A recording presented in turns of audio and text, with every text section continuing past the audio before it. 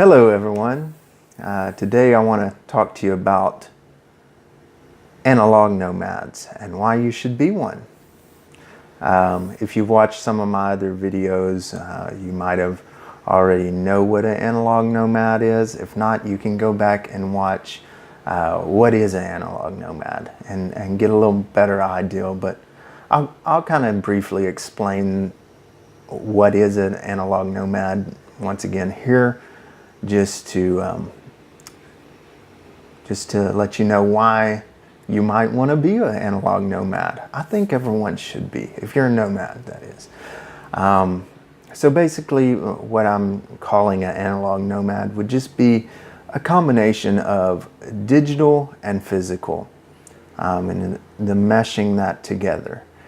And you know, I'm sure if you're watching this video, you probably know what a digital nomad is. It's a big buzzword these days. And really how I got into making these YouTube videos.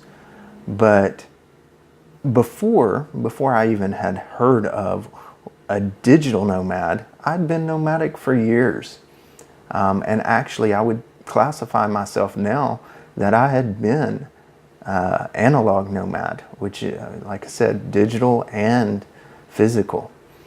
So, but why should you be an analog nomad?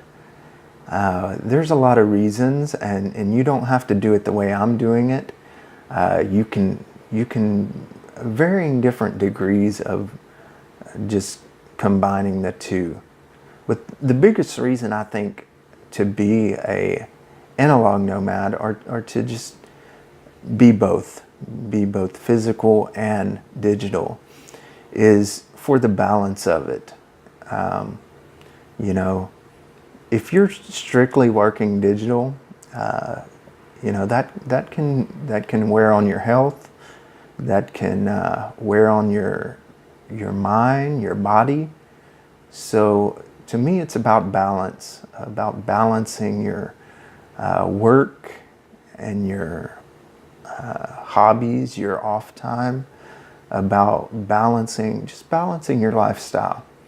So that's why I'm saying that I think everyone who is nomadic needs to have that balance. And it doesn't have to, you know, it doesn't have to be a paid thing. You can be, and I know most are, I think most nomads, you know, if you're working digitally, you're probably doing other things. You have hobbies. You know, you might do yoga, you might work out. A lot of what is called digital nomads tend to be actually a combination anyways. If you're doing adventure vlogging type things where you're doing some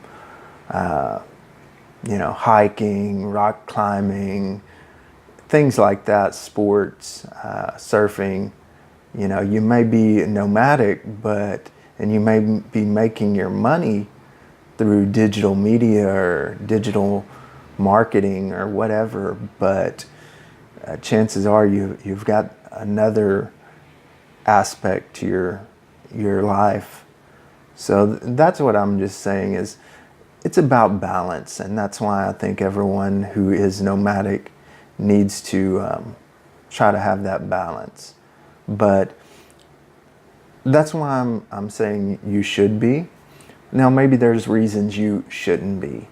Maybe you have some limiting factors that's going to prohibit that. But I think to an extent everyone can be. And to the extent you can, you definitely should. Even if you're physically impaired, of course, get your doctor's clearance, but just do what you can. You know, same way, if you're not tech savvy, I understand that, but you're watching YouTube, so you can learn. There's a lot you can learn on YouTube, you know, and you don't have to be a coder to get into the digital side of being a digital nomad. You can be just a grandma in an RV and you could start you a YouTube channel. I mean, that you may be retired, but why not use your spare time to connect with your family and also connect with others in similar situations. And you could, everyone has a skill set that's unique to them, so leveraging that part of your life. And I think, it's a waste not to get, if you're in a physical job, not to also do something online, not to leverage the technology we have and the easy access to internet that we have, at least in the Western world, and even in a lot of developing countries. There's a lot of push to really increase the infrastructure when it comes to internet, broadband. So a lot of these Asian countries, Southeast Asia and Asia, that I've been reading about and watching, they really have some great infrastructure already there. So I'm just saying there's no reason not to. And in the future, I'm gonna give you maybe some ideas. I'm new to the digital side of things, but I have a lot of experience with the physical and being a nomad, where you're getting paid by a company to travel. And hopefully I can help you out with that. Maybe if you're just starting out and want to get into being a nomad, that might be a great way. I know a lot of young guys, young girls that start out in the same job I started out in, and there's room for growth and advancement. Been doing it for 18 years, and I make more than I did when I started. And so, that would be one aspect. And then you could slowly grow your digital side, but it's up to you. You may have another goal, another plan. But even if you have the skills to jump right into the digital nomad workplace, great. If you're a good coder, if you're into any of that, that's great. But I would encourage you to either find a hobby or a side job. We can all use a little extra money. And if you're only working, let's say 30, 40 hours a week even on your digital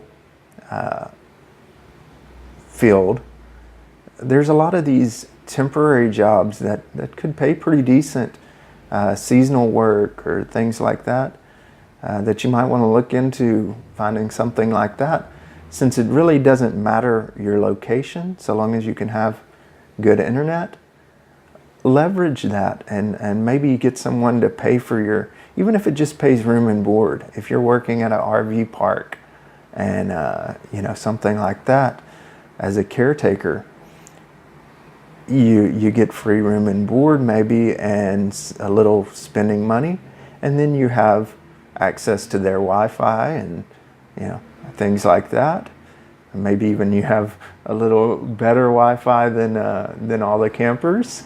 Maybe you can get their private Wi-Fi or access to the router, and you know how to do that if you know. But I just want to open up your mind to thinking about how can you do more? How can you leverage your position the best and just use the situation, the advantages you have, and just open up your mind to some other aspects of the nomadic lifestyle. And that's, just really getting that balance in there. So I want to thank you for watching this video. You're helping me out in my journey to become a little more digital, and hopefully I can help people out in both ways, because I have, like I said, done some digital, mostly as hobby, but you know, it translates a bit. But yeah, so if you're enjoying these videos, if you will, just hit the thumbs up, subscribe, hit the bell, you know, all that good stuff everyone always tells you. But if you're wanting to be a digital nomad or a analog nomad or whatever you're wanting to be, I think you'll get some good information out of this, because I really do think I have some tips and tricks to offer you that maybe other people aren't, because they're more focused on just one aspect. But I really want to bring in the two sides together and be able to really leverage our position the best. So thank you, and you have a great day.